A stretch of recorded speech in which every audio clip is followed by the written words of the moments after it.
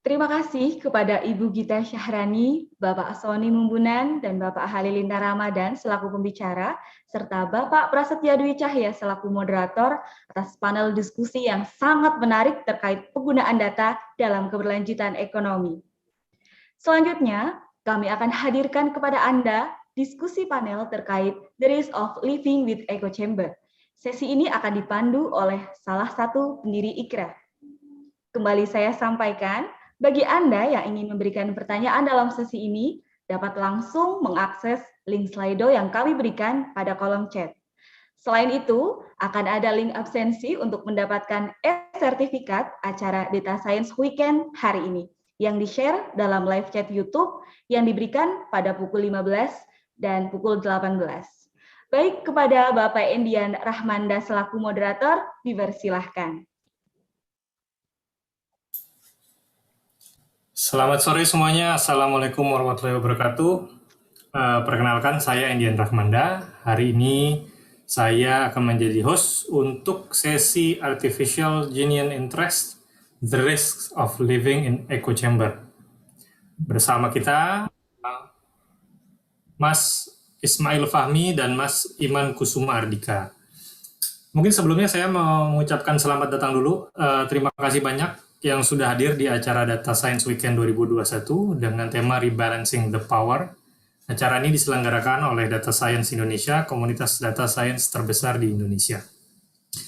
Di acara ini kita akan membuka diskusi ya, harapannya membuka perspektif baru juga mengenai dunia data saat ini dan tantangan yang ada di dalamnya.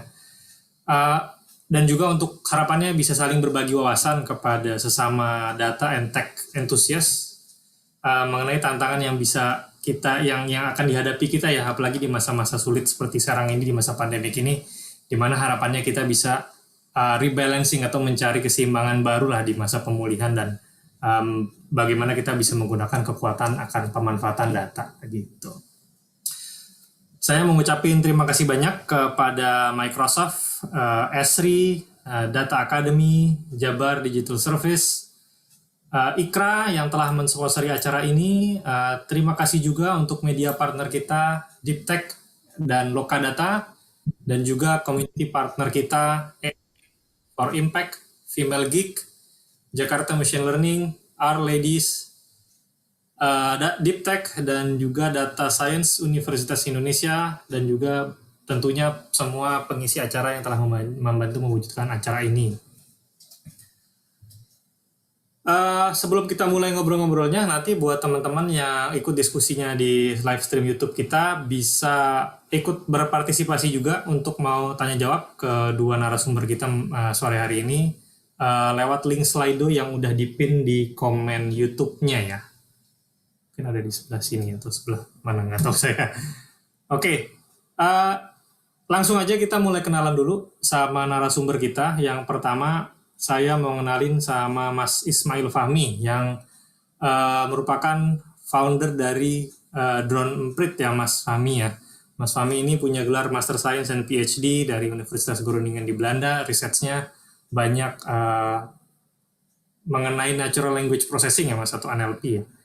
Yang nanti akan cerita lebih banyak lagi. Juga adalah sebagai founder dari PT Media Kernels Indonesia. Selamat sore Mas Ismail, apa kabarnya nih sore ini? Semoga sehat ya Mas. Selamat sore Mas Endian, alhamdulillah sehat. Alhamdulillah, oke. Satu lagi ada Mas Iman Kusuma yang merupakan Country Director dari Niometrics ya, perusahaan yang bergerak di bidang telekomunikasi dan juga sebelumnya punya segudang pengalaman di dunia telekomunikasi ya Mas Iman. Apa kabarnya Mas Iman? Sehat Man? Ya, selamat sore Mas Endian. Assalamualaikum. Kabar baik, alhamdulillah. Semoga semua sehat juga. Oke, cool. Nah, kita langsung mulai aja nih. Kita mau ngobrol-ngobrol temanya menurut saya menarik ya. Tapi sebelum kita ngomong soal echo chamber nih, kayaknya berat banget nih. Apa tuh echo chamber? Gitu. Mungkin saya mau coba bawa diskusinya soal personalization, Mas Ismail, Mas Iman ya. Salah satu mungkin aplikasi utama yang paling banyak mendekat sama kita sebagai user gitu ya. Dalam dunia AI itu kan soal personalization. Mungkin banyak juga yang masih belum paham. Mungkin personalization itu maksudnya apa sih gitu.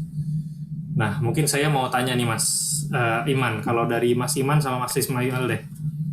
Konteks personalization dari data yang dimanfaatkan di AI itu menurut Mas Iman dulu gimana, Mas?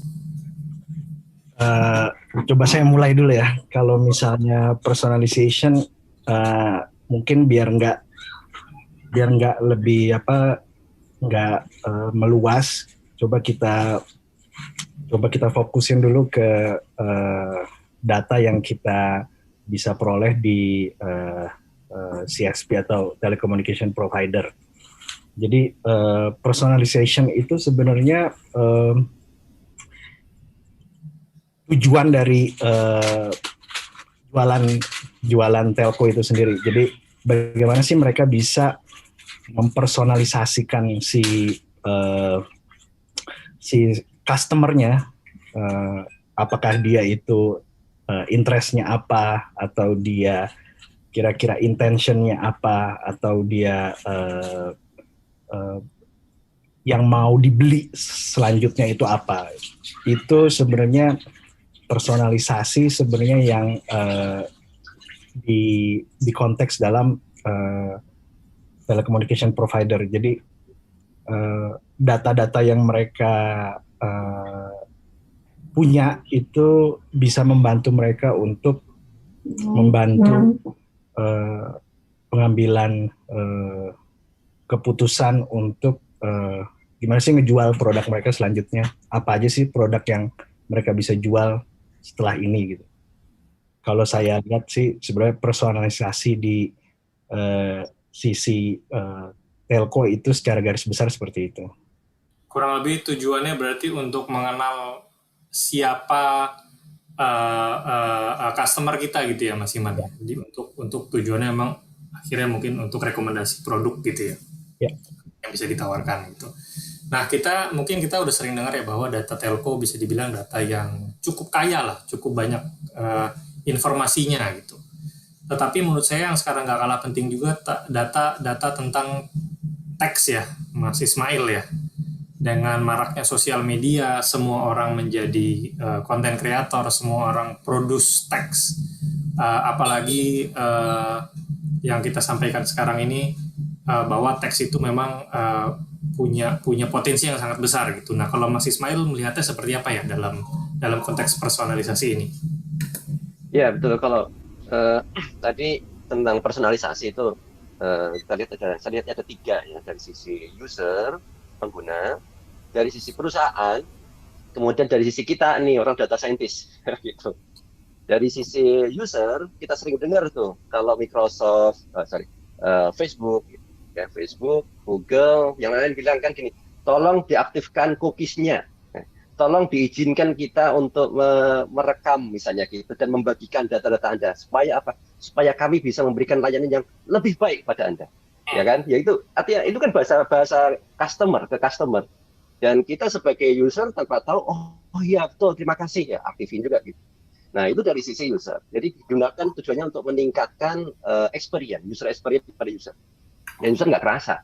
Contohnya kalau di Facebook itu, di YouTube paling gampang. Kita nyari misalnya flat earth, langsung ketemu juga itu teori konspirasi yang lain-lain tuh, anti vaksin dan seterusnya. Akhirnya kita muter-muter di sana.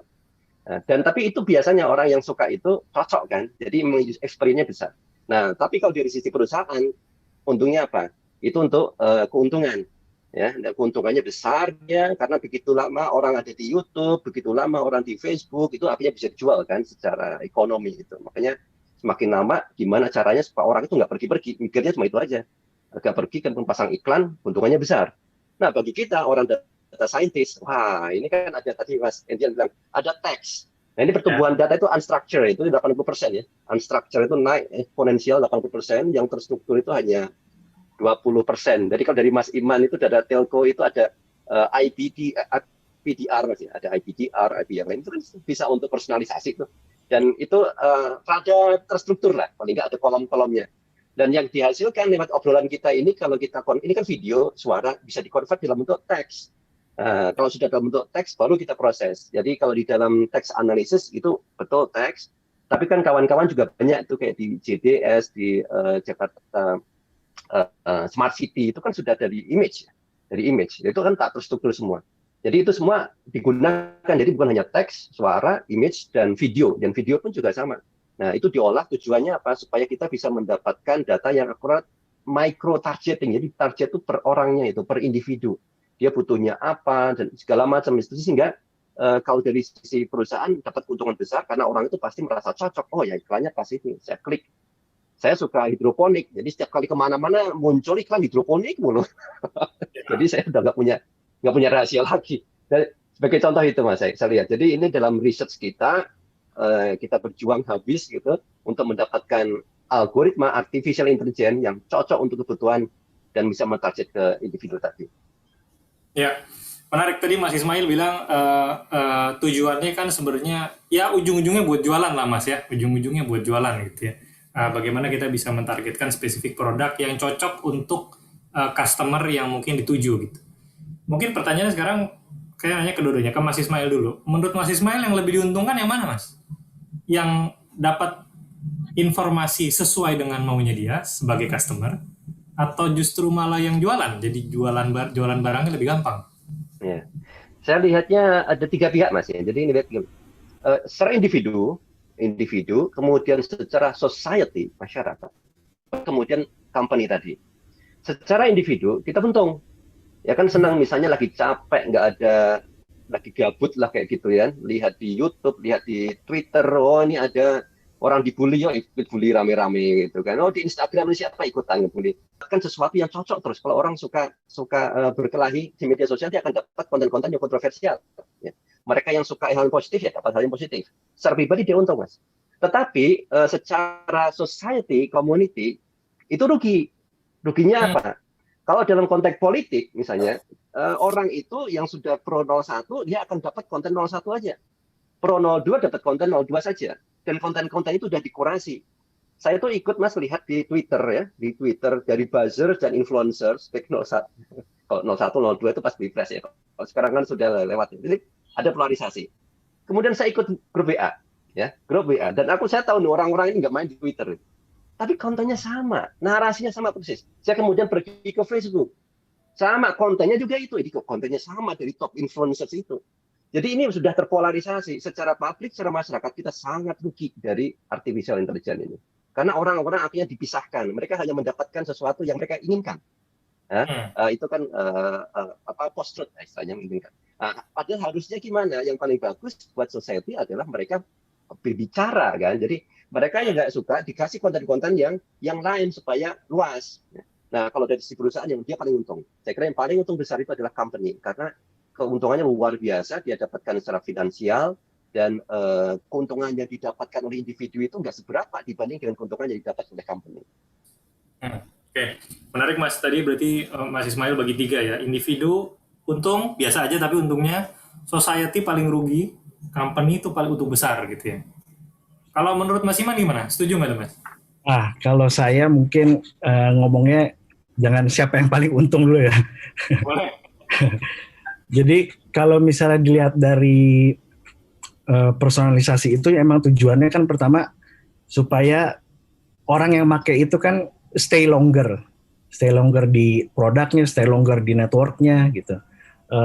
Apa sih yang di trade off dari data mereka yang dibaca itu gitu? Sebagai individu itu trade off-nya adalah pertama supaya mereka tidak mendapatkan spam sebenarnya. Tidak mendapatkan produk yang nggak cocok. Itu dari sisi kenyamanan mereka di dalam network itu sendiri. Yang kedua adalah bahwa mereka benar-benar pengen lebih personal kan. Jadi ini produk ini tuh ngerti banget sih sama kita gitu. Apa yang ditawarin ke kita itu sangat ngerti. Itu sebenarnya yang di trade off dari apa yang dibaca sama data mereka tuh dipergunakan untuk apa gitu. Kalau untuk company-nya sendiri, dari awal itu mereka customer pasti akan selalu dikasih dikasih pilihan yang tadi. Ketika lo bergabung dengan kita, lo secara sadar berarti membolehkan bahwa data kita itu dibaca atau seperti apa. Walaupun sebenarnya data yang tadi dibilang Mas Ismail ya, structure data IPDR itu sebelumnya adalah sebenarnya unstructured, karena data telco itu adalah data network yang di-decode, yang kemudian dijadikan structure data. Gitu. Oke. Nah, tadi mungkin saya mau coba gali lebih dari sisi teknisnya nih, Mas Iman, buat yang mendengar juga biar lebih paham. Emang gimana sih caranya dari data telco, dari data Twitter atau dari data YouTube atau apapun itu kok bisa terus merekomendasikan produk yang cocok buat saya tuh bisa digambarin secara teknis tapi simpelnya nggak, Mas Iman? Prosesnya sebenarnya kayak gimana sih? Oke, jadi mungkin jelasin sedikit ya gitu buat saya juga sama teman-teman gitu. Data telco itu sebenarnya apa sih? Network data itu kalau kita lihat, kalau kaitannya di sini adalah internet data. Jadi orang-orang yang browsing, orang yang beraktivitas di internet itu masuk ke pipanya telco. Pipanya telco itu ada layer network 1 sampai 7. Di situ yang kita decode. Yang kita decode itu kemudian kita jadikan structure data yang bentuknya mungkin sekarang di kalangan yang ada sekarang namanya IPDR. Jadi ada namanya skema timestamp, location, terusnya PII dia, terusnya jenis device-nya dia, sama jenis domain dan aplikasi yang mereka akses. Nah, dari skema yang kita dapatkan itu datanya kan sebenarnya close untuk telco itu sendiri. Jadi karena itu datanya mereka. Jadi data mereka itu dipergunakan secara internal untuk melihat know your customer better lah. Ya. Jadi customer ini sebenarnya interest-nya apa, customer ini sukanya apa, itu dari skema-skema yang tadi saya gambarkan tadi. Seperti itu. Oke. Jadi memang intinya data telco tuh cukup kaya ya, Mas Iman ya. Cukup banyak informasi yang di dalamnya yang bisa mendefinisikan masing-masing individu sebagai customer itu dia interest-nya apa, intentnya apa gitu ya, Mas Iman ya.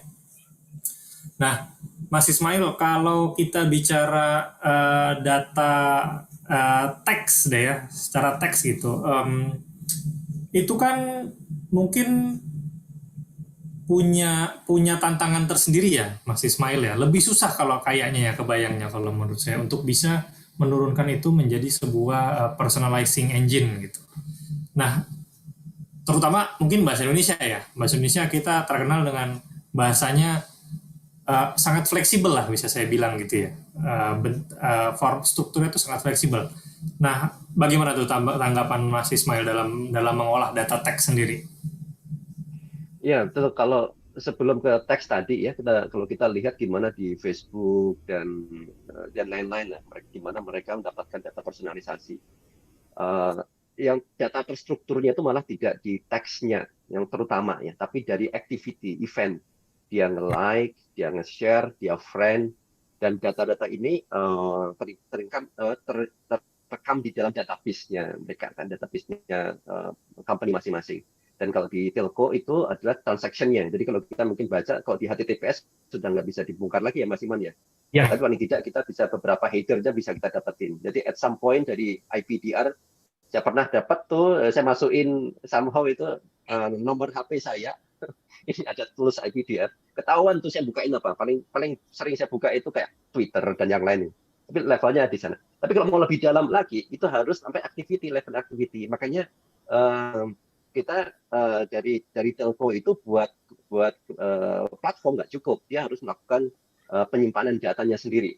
Nah, dari situ mereka baru kemudian secara precise mendapatkan data perilaku tentang aktivitas orang ini. Nah, di dalam teksnya itu sendiri, misalnya saya nge-tweet, konteks teksnya apa, itu biasanya sama Twitter nggak jarang dipakai, mungkin ada keywordnya saja kan yang dipakai. Makanya kita sering apa ya, kita bilang serendipity itu apa ya, tiba-tiba menemukan sesuatu yang menarik dari timeline di Twitter yang di atas tuh ngomong tentang topik apa misalnya tentang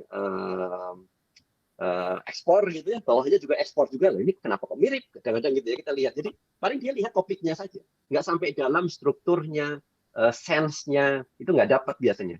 Dan di Facebook juga sama. Facebook itu kadang-kadang dia kalau mau blokir gitu kan, saya perhatikan dia lebih banyak pakai mungkin topik dan keyword. Misalnya ada istilah tertentu ya, begitu muncul istilah itu langsung diblokir. Kayak misalnya COVID-19 nih, COVID-19. Karena dia nggak tahu itu konteksnya. Kita nulis apa tentang obat COVID. Nah, kita bilang bahwa tidak ada obat COVID. Dibilang dia sudah punya data. Kalau ada orang nulis obat COVID, yang di mana obat COVID itu belum ada, bisa diblokir nih kita ini. Padahal isinya ini positif, ya jangan percaya sih. Jadi saya lihat belum sampai dimanfaatkan betul oleh si platform. Makanya ketika kita mau melakukan itu sendiri, ya untuk ini terlepas dari combination. Kita kalau mau melakukan sendiri, tantangan kita memang di sana betul dari sisi bahasa, mendapatkan konteksnya, mendapatkan akurasi, kan ada name entity recognition ya, nama orang, nama lokasi, dan kadang-kadang masih salah itu.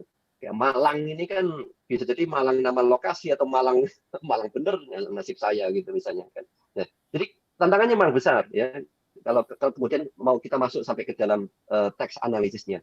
Makanya kalau kita kembali lagi ke platform media sosial tadi, mereka lebih mengandalkan dari struktur activity.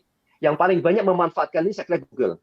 Karena Google itu informasi relasi-relasi kita kan nggak sebanyak Facebook ya, karena penguasaan Facebook itu paling besar dia. Kita berteman, kita like, share itu mereka tahu semua. Tapi kalau di Facebook, di Google dia harus rely on text.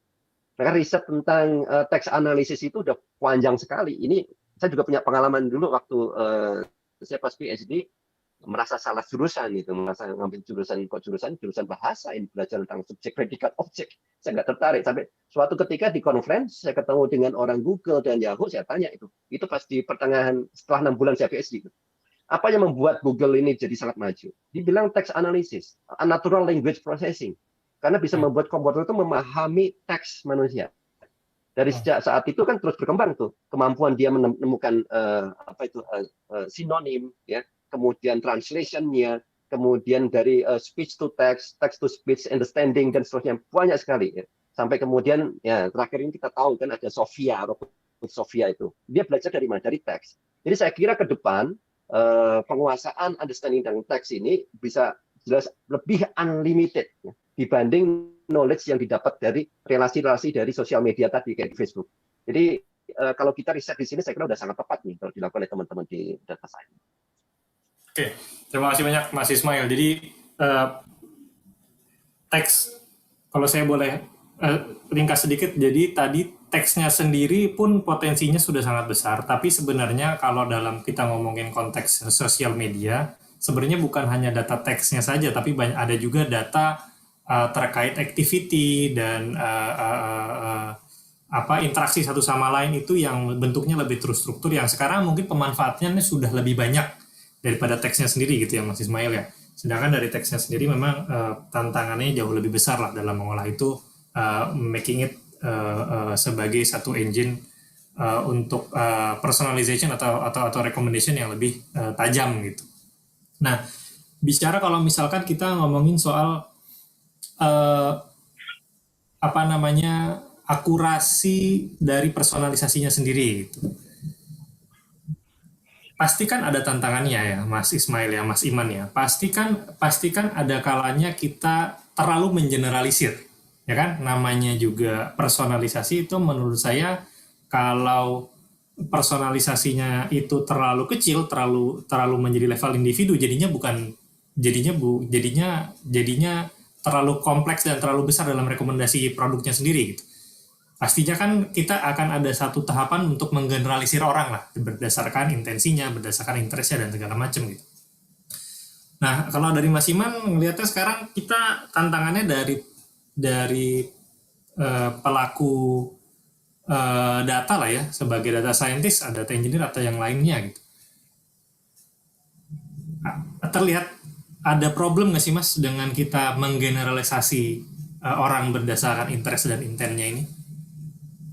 Oke, mungkin kalau misalnya sebagai pelaku data lah ya, gimana sih buat stepnya untuk personalisasi gitu ya? Ya pertama memang personalisasi itu dari definisinya adalah kita benar-benar targetnya ke individu kan. Bagaimana si individu ini kita bisa tagging sesuai tag yang udah kita punya lah gitu ya, katalog tagging. Tapi kemudian misalnya data telco itu sendiri gitu. Data telco sendiri itu adalah jumlah pemakai internet di seluruh Indonesia gitu. Itu jumlahnya besar gitu. Sangat besar. Bisa nggak sih kita challenge-nya untuk nge-tagging semua personal itu? Jawabannya bisa, secara teknikal bisa. Tapi efisien nggak sih untuk proses dan marketingnya? Dan Indian adalah ketika marketingnya itu kan mereka akan membuat, oke, gue cuma bisa ngambil segmentasi orang yang penyuka kopi aja, bukan orang yang penyuka kopi dia misalnya berkulit putih atau apa kayak gitu. Jadi mereka akan bikin segmentasinya. Jadi mereka akan lebih mengkecilkan ininya dulu, mengkecilkan targetnya dulu. Ketika dia tadi individu, kita bikin segmennya, kemudian nanti ketika kita udah punya segmennya, segmen itu nanti akan misalnya mau di-enrich segmennya itu. Nah, kemudian kalau misalnya within the telco, dia mungkin dia punya data telco, mungkin apa sih yang bisa di-enrich dari data telco itu tadi? Misalnya data dari sosial media atau data dari luar yang bisa digabungin sama data telco. Itu kemudian segmennya itu diperkaya dari situ. Jadi kalau aku sih ngeliat dari individu pasti akan naik ke segmennya. Jadi segmentasi itu mungkin yang sangat penting untuk di company itu. Terlihat dari misalnya strateginya. Misalnya strateginya tahun ini pengen benar-benar ngambil segmen millennials. Gitu. Ya, itu mungkin menyangkut juga dari yang Mas Ismail di awal bilang ya. Di mana society itu dirugikan dalam konteks ini karena dia terpolarisasi gitu. Itu kan berarti kan memang mungkin dalam ini tadi contohnya dalam konteks politik ya Mas Ismail ya, bahwa gimana kita sebagai society menjadi terpolarisasi, terpecah gitu ibaratnya. Tapi kan sebenarnya pendekatan yang sama ya Mas yang dipakai sama produk atau goods service provider gitu ya. Dimana memang tujuannya memang kita mau mengkotak-kotakan orang kok, mau mensegmentasi orang gitu kan. Untuk supaya kita bisa lebih efisien lah dalam menjual barangnya gitu. Nah, di batasan mana sih Mas kalau menurut Mas Ismail ngelihat segmentasi atau polarisasi tersebut efeknya jadi negatif ke society, dan di batasan mana itu jadi positif gitu Mas? Ya, kalau segmentasi itu ya kebetulan saya juga masih kerja itu di perusahaan Prancis namanya Weborama. Itu sebetulnya kayak Google AdSense kalau di Google. Dan tugas saya itu membangun reporting. Sampai sekarang masih, waktu saya di Belanda juga itu kerjain. Dan itu memang ada proses segmentasi yang dilakukan adalah seperti Mas Iman ceritakan tadi, si brand dia harus menentukan dia mau platform yang mana, mau segmen yang mana.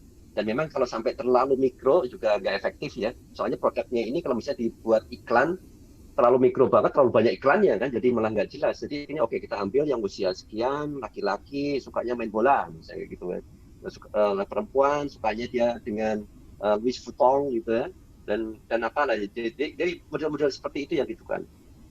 Dan kalau kita arahnya ke produk, saya kira sih nggak ada masalah ya, karena ini kan arahnya kan ke komersial saja. Jadi batasannya itu bisa jadi di sana. Goal-nya itu apa ini? Nah, kalau goal-nya itu di goods, di produk, dan masyarakat itu di segmen bukan sebetulnya dibuat polarisasi ya. Dan ujung end result-nya itu apa? End result-nya. Jadi kita mungkin lihat dari sana. End result ketika kita di produk adalah produk kita dibeli kan. Dan kalau ini mobil BMW atau Tesla, berarti mobil BMW dan Teslanya ini yang terjual. Atau produk hidroponik, produk ini yang terjual kan, itu semua orang yang interest. Itu goal-nya. Jadi ujungnya di goal-nya. Sementara kalau di politik, goal-nya itu apa? Ya, yang dijual itu apa? Masalahnya di politik itu yang dijual bukan barang, tetapi ide. Di mana ide ini adalah ide pro dan kontra.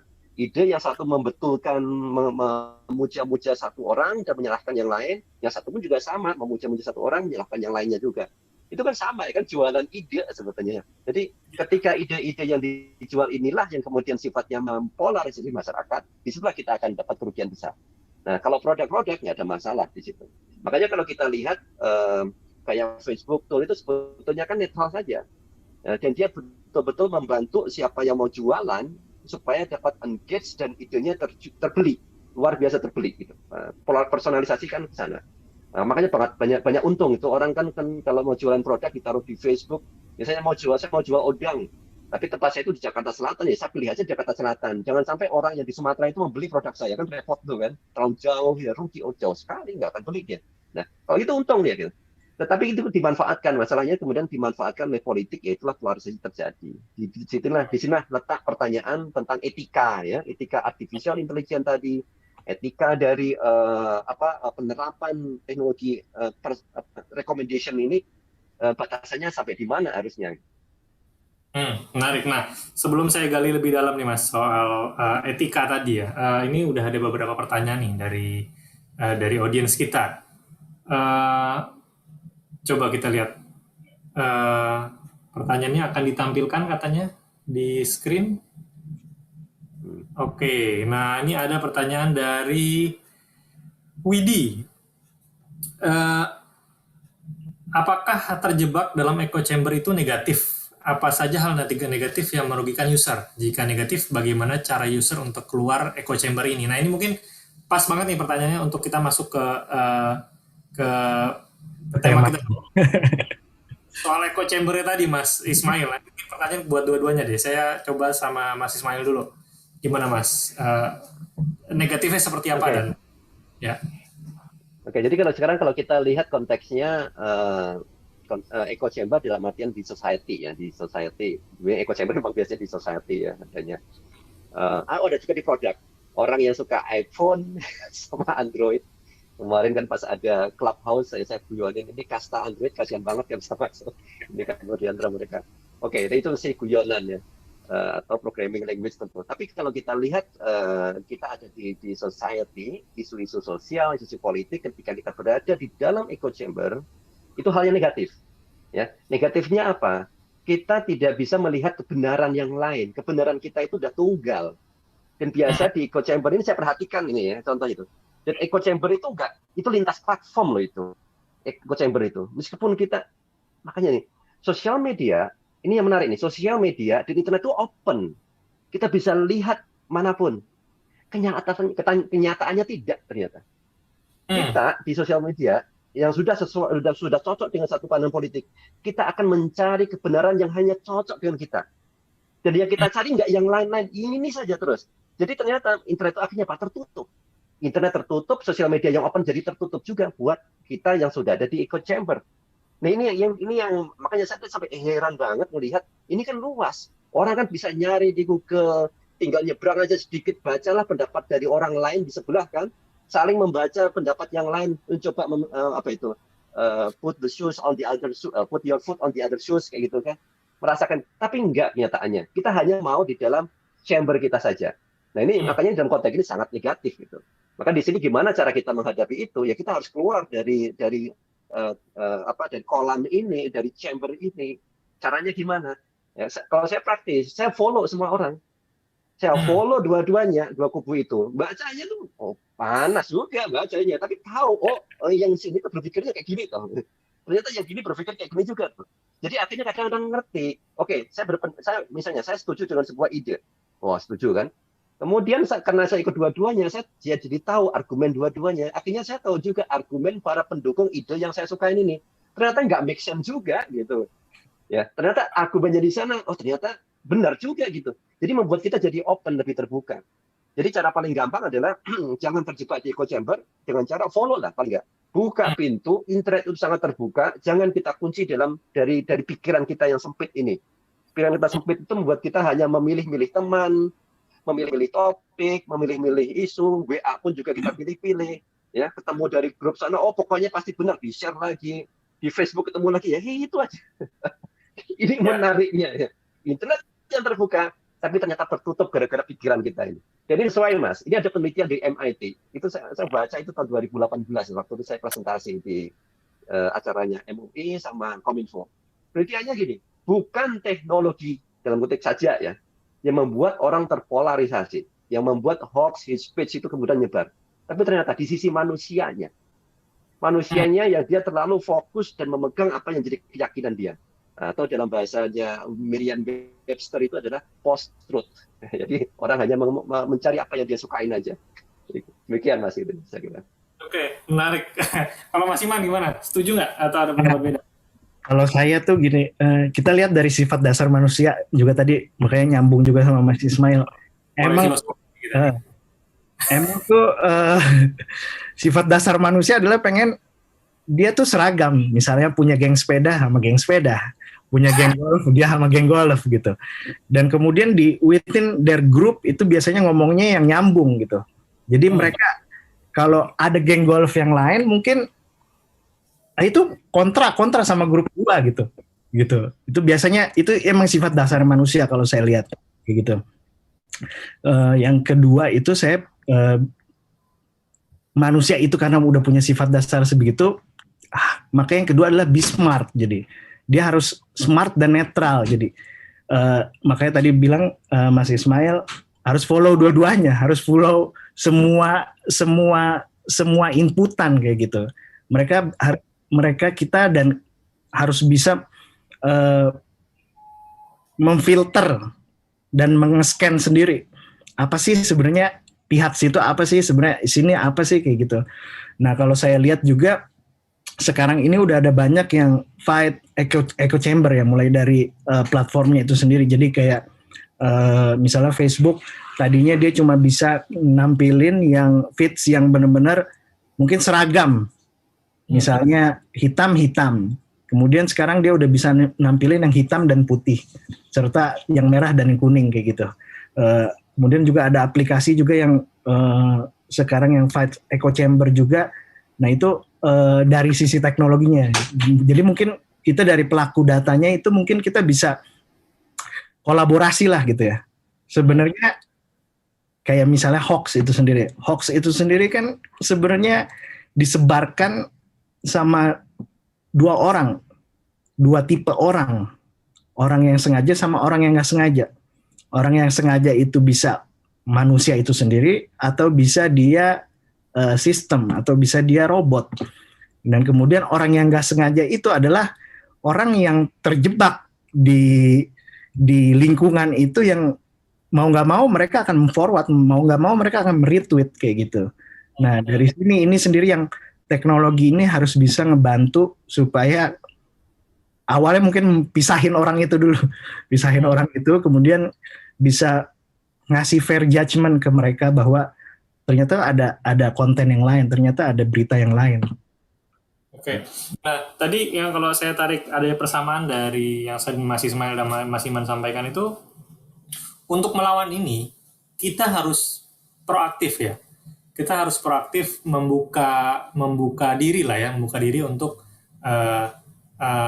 mengkonsumsi informasi yang mungkin berseberangan dengan interest kita kan gitu ya Mas Ismail, Mas Iman kurang lebih ya. Tapi kan itu nggak nyaman ya Mas Ismail, Mas Iman. Ya kan? Maksudnya buat secara yang tadi Mas Iman bilang juga ya, by nature kita manusia emang gitu, maunya nyari yang sharing sesuatu yang punya persamaan. Untuk agak berlebihan nggak sih Mas Ismail, Mas Iman, kalau saya mau tanya, kalau usaha untuk keluar dari echo chamber ini diserahkan ke usernya, yang dimana kita harus aktif di saat platform yang kita pakai sehari-hari, Instagram, Facebook, TikTok, dan lain sebagainya macam, kita cuma dibiasakan hanya dengan menggerakkan jempol begitu ya. Itu kan semua proses segmentasinya tadi berjalan dengan otomatis tuh. Dan kita dipaksa atau diminta biar keluar dari echo chamber ini, kita harus aktif. Berarti harus search, saya harus follow yang lain, saya harus lihat siapa aja sih yang nggak suka sama atau yang bertentangan sama apa yang saya pahami segala macam gitu. Agak nggak fair nggak sih Mas kalau itu diserahkan ke usernya, Mas Ismail? Jadi ada dua hal Mas. Kalau kita lihat nih ya, di film Social Dilemma, itu di ujung-ujung akhir, bagian akhir kalau kita nonton Social Dilemma. Problemnya itu ada di sana, dan kemudian how we solve it itu salah satunya di situ. Kenapa? sekarang itu orang berusaha untuk keluar dari echo chamber susah sekali. Ya, karena apa? Di mana-mana algoritma artificial intelligence itu membuat kita di-trap ada di situ saja. Dan seperti Mas Iman ceritakan, orang karakternya seperti itu, dia suka dengan kelompoknya dan suka dengan itu, ya itu ya jelas lah. Nggak mungkin lah orang suka BMW kemudian ngumpulnya dengan orang-orang yang misalnya pakai Toyota misalnya. Ya, ini sebagai contoh aja ya. Yang sukanya dengan sepeda road bike kemudian dengan MTB. Nah, tetapi ini yang ujungnya ini ada dua. Saya kira ada dua. Pertama dari sisi pemerintah, kemudian juga dari para saintis, mereka yang kemudian berpikir tentang masa depan, mereka harus nge-push. Mereka harus bicara soal, dan mungkin saya kira juga ini domainnya data science community. Kita harus bicara soal etika. Kita harus nge-push misalnya kita pelajari. Jadi tolong teman-teman ini mungkin kesempatan coba dipelajari dampaknya dan apa yang bisa dilakukan oleh platform untuk melihat ini. Jadi tunjukkan dampaknya sangat negatif. Jadi kemudian kita push misalnya ke Mark Zuckerberg, push kemudian ke si Jack atau siapa sebenarnya mereka yang punya itu untuk apa? Men-tweak atau si algoritmanya supaya tidak selalu dia kan bisa lebih makin lama makin cerdas. Kalau ini kontennya bukan produk tapi lebih ke ide, coba disupres lah ketika ide-ide itu misalnya terlalu kontroversial ya. Kadang-kadang gampang mas, statistik kelihatan begitu mulai naik, berarti kontroversial tuh. Itu mulai di-push gitu ya, dikasihlah konten yang lain misalnya itu. Itu merugikan bagi Facebook. Tetapi buat society membantu. Dan makanya kalau diserahin kepada user, nggak fair mas. User nggak akan semua bisa kayak gitu. Saya sendiri ketika misalnya lagi capek, udah berusaha misalnya untuk keluar, lagi capek melihat timeline, ya ketemunya kan itu lagi yang saya sukain kan, saya harus menyukain lagi yang lain, itu agak capek. Jadi sebetulnya algoritma pun bisa dibuat. Cuma masalahnya kita perlu banyak nge-push si Mark Zuckerberg. Ada artikel itu tanggal 11 Maret kemarin itu, baru 11 Maret baru dibilang bagaimana namanya hoax, hate speech, teori konspirasi itu menyebar seperti kanker, luar biasa, menyebar makin cepat. Gara-gara apa? AI. Jadi AI yang kita niatin seperti Mas Iman tadi untuk membentuk company, jualan produk, AI yang sama dipakai untuk menyebarkan hoax hate speech ini. Dan makin lama makin cepat. Nah, di sini kan akhirnya apa? Kita nggak bisa kita sendiri, harus kita nge-push ini ke platform dan kemudian juga diskusi, kemudian mencari solusi secara teknologi. Ini harus dilakukan. Kalau nggak kita bisa hancur nih ke manusia ke depan. Nah, baru kemudian sisi yang kedua, yaitu perlu namanya kita hadapi artificial intelligence ya dengan apa itu digital intelligence, ya, intelijensi digital kita. Istilahnya itu kalau di sisi kita itu digital citizenship. Jadi ada lagi kemarin lagi saya pelajarin itu promote juga itu digital citizenship. Masyarakat itu harus belajar tentang itu. Dia pertama tahu bagaimana behave, bisa berkomunikasi, kemudian memanfaatkannya, kemudian bisa berkompetisi, ya, bikin perusahaan, bikin Neometric versi Indonesia misalnya gitu, compete dengan Neometric itu. Dan dia belajarnya apa? Oh ini kan soal IPDR, belajar gitu dari internet, semuanya bisa. Nah, ini dua-duanya mas. Jadi betul, saya kira nggak fair kalau hanya jadi user saja. Kita akan menjadi kalau di rabbit hole itu kita jadi rabbitnya. Gitu. Betul.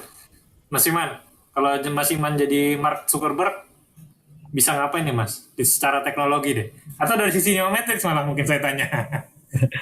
Mungkin aku tadi nambahin aja ya dari ini. Memang benar sih. Pertama memang kita butuh regulatori ya. Karena memang ini kan udah kaitannya dengan cakupan yang besar gitu. Lingkungan masyarakat yang besar. Yang kedua memang tadi building capabilities, education itu perlu, jadi gitu.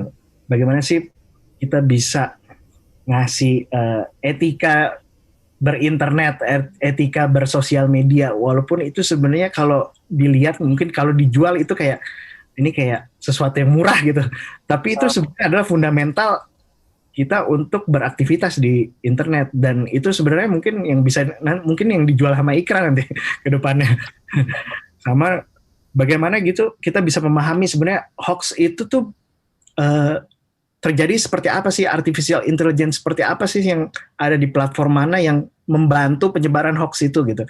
Kan mungkin yang kalau sekarang muncul di movie-movie yang kayak Social Dilemma itu membuka mata kita sebenarnya, membuka orang-orang yang tadinya belum tahu hoax itu terjadi kenapa, akhirnya dia bisa tahu.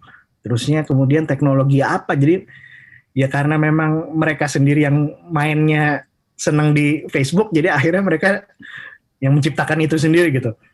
Yang ketiga memang setelah kita mempelajari edukasi dan yang lain-lain itu kita harus bisa secara mungkin komunitas atau mungkin dari sini negara gitu yang untuk memberikan regulasi khusus misalnya ke platform-platform teknologi yang masuk ke negara kita gitu. Misalnya kayak Facebook di Indonesia seharusnya diatur seperti ini kayak gitu.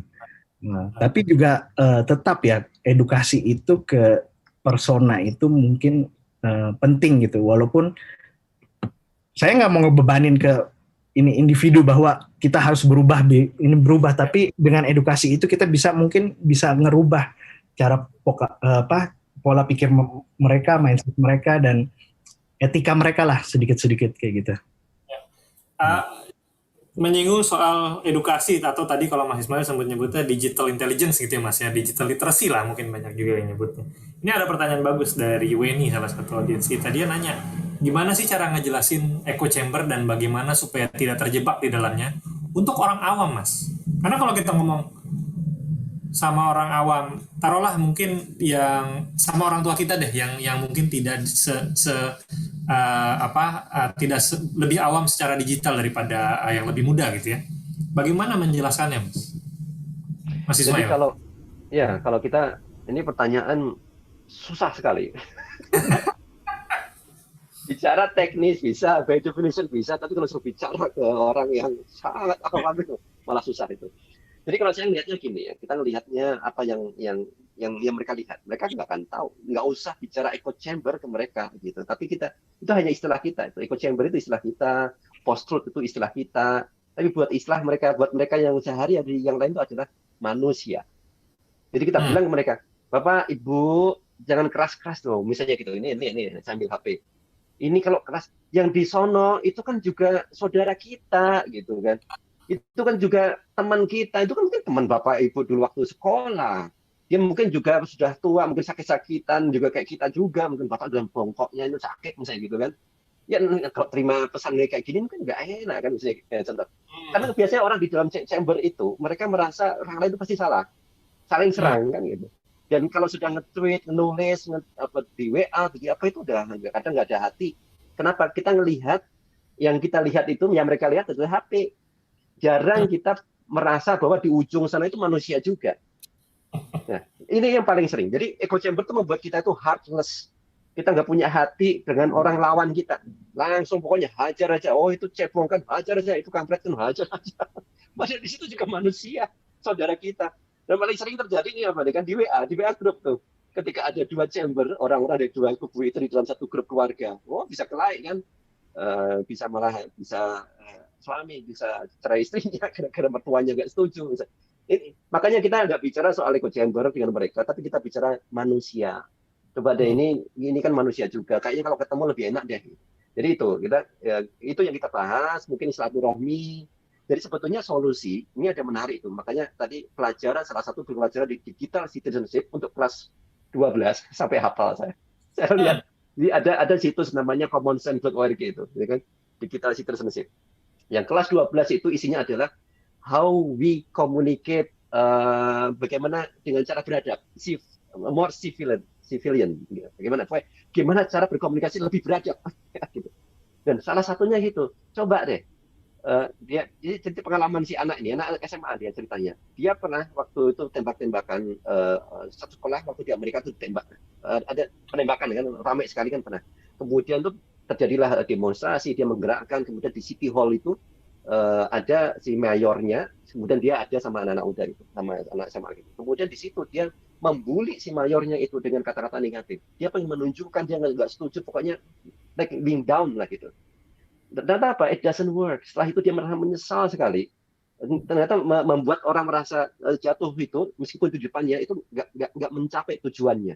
Kemudian dia akhirnya bersimpulan bahwa setelah dia proses pengalaman dalam kurikulum itu ya, ada videonya, dibilang bahwa ternyata coba kita lebih banyak ketemu. Kalau kita beda pendapat misalnya gitu, coba ketemu. Apalagi di sini kan kalau orang-orang awam kan lebih baik kan ketemu, silaturahmi kan lebih mudah sebetulnya. Di antara mereka saudaraan kan gitu. Lebih ketemu, ngopi-ngopi bareng gitu.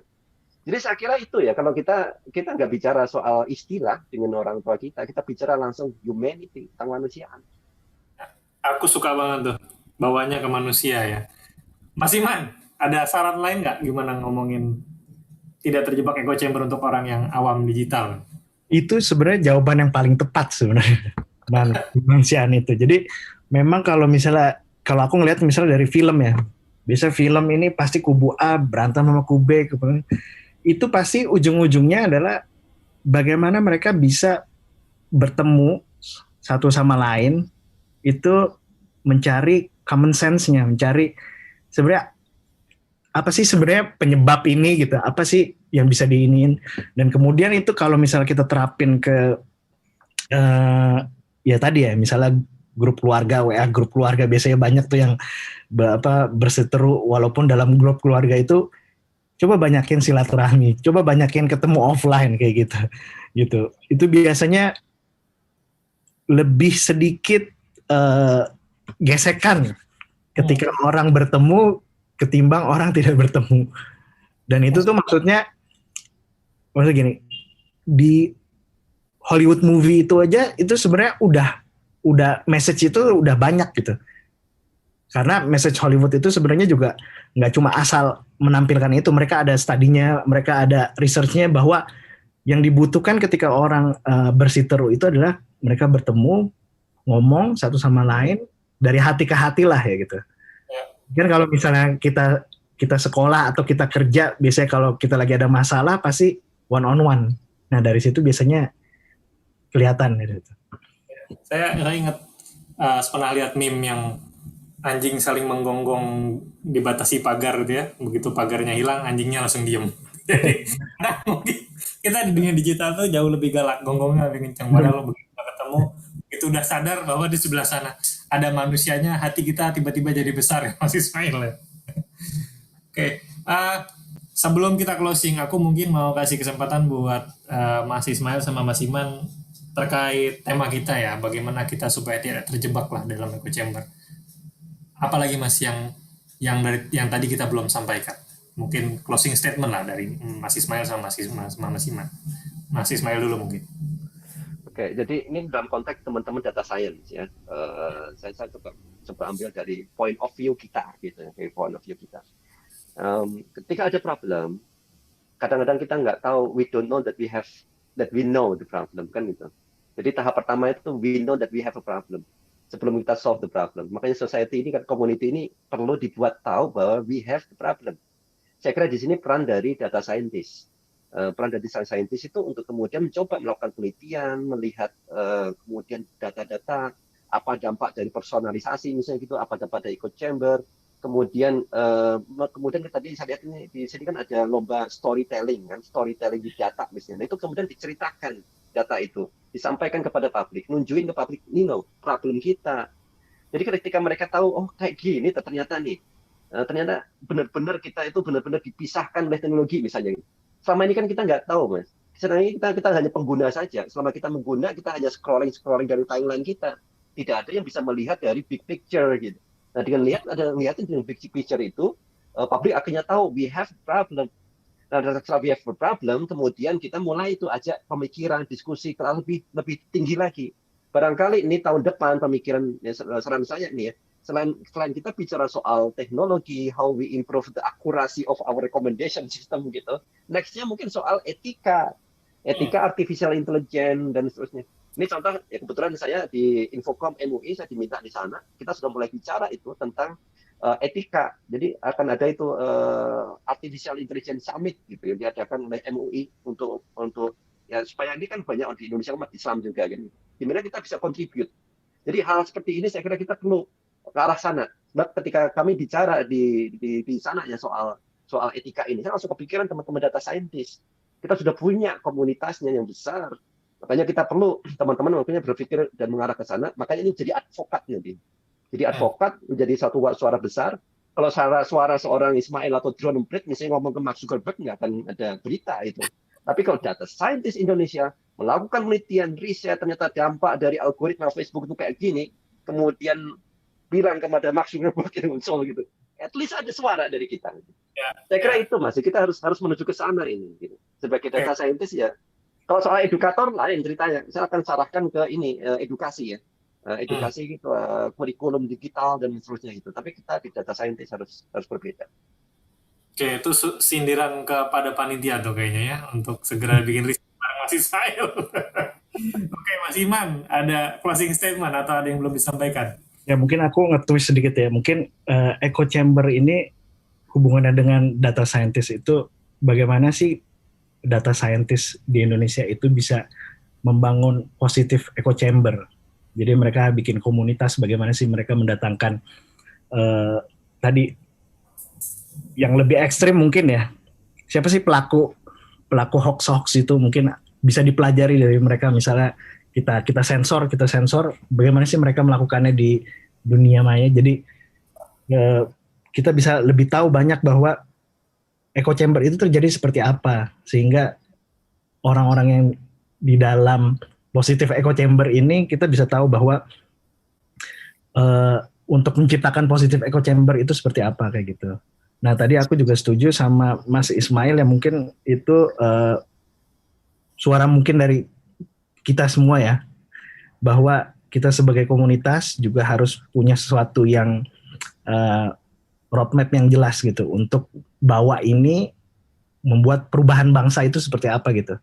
Kalau cuma ngomong sendiri mungkin nggak bisa, tapi kalau untuk kita punya komunitas dan itu benar-benar didukung dari akademisi dan yang lain-lain, itu pasti mungkin akan didengar gitu.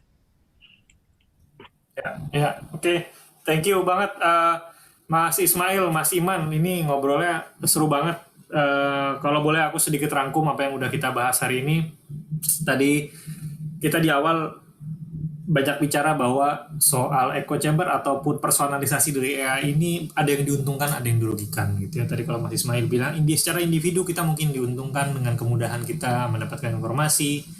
Company tentunya untung besar dengan lebih mudah menjual barangnya atau servisnya, tapi yang paling dirugikan sebenarnya di sini adalah society, karena di mana efeknya adalah terciptanya polarisasi, terciptanya echo chamber gitu. Dan pada saat kita sudah terjebak di echo chamber itu, kadang kita pikir kita melihat data yang terbuka ya, Mas Ismail ya, tadi sempat bilang juga. Tapi sebenarnya itu ternyata tertutup. Kita secara tidak sadar dipasangkan kacamata kuda, jadi agak sulit untuk melihat kebenaran-kebenaran lain gitu ya. Terus kita juga banyak juga bicara soal digital ethics, bahwa itu salah satu pondasi yang perlu kita kuatkan secara society, baik itu dari pemerintah, dari researcher ataupun dari company, bagaimana membangun digital intelligence atau digital literacy yang punya etika yang baik, supaya kita sadar betul bahwa di balik interaksi kita dengan mesin itu sebenarnya di belakangnya ada manusia. Itu yang kita sepakati bersama tadi ya. Nah, itulah yang membuat kita juga lebih hatinya lebih terbuka, lebih baik, membuat digital space yang mungkin masih baru, kita sama-sama masih adaptasi itu dengan lebih saling menghormatilah satu sama lain. Mungkin itu yang saya bisa coba rangkum. Mas Iman juga tadi bilang echo chamber bukan berarti negatif, banyak juga efek positif-positifnya kalau itu disalurkan dalam bentuk komunitas, hobi, ataupun yang lain sebagainya. Oke, mungkin itu aja perbincangan kita sore ini. Waktunya sudah di ujung. Sebelum kita bubar, mungkin kita biasa ya, ritual digital kalau conference, foto bersama Mas Alam ya. Halo. Dan juga Mas Nabil. Nah, Alam, Nabil tadi denger ya dari Mas Ismail ya, ditantang Pak. Research. Dengar. Siap. Kita foto bersama dulu. Saya beri waktu untuk membereskan rambut saya. Ya. Oke. Saya hitung ya. Kita tahan ya, kira-kira 30 menit ya. Waduh. 1, 2, 3. Diminta berpose katanya. Gaya kedua, terserah bebas. Saya posenya gini aja, ayo. Ya. 1, 2. Oke, terima kasih banyak semuanya hari ini Mas Ismail, Mas Iman. Ismail. Terima kasih Pak. Terima kasih. Mas Thank you. Fadil, Mas Terima Iman, kasih. Mas Buat yang lain jangan Edian. lupa Science Weekend masih berlanjut sampai tanggal 28 Maret masih diramaikan dengan 30 orang ahli di bidang bisnis, data, teknologi, riset dan policy. Jangan lupa juga untuk follow Instagramnya Data Science Weekend di @datascienceweekends dan juga Instagramnya DSI @datascienceindo untuk dapat tips, info dan program-program lain di DSI.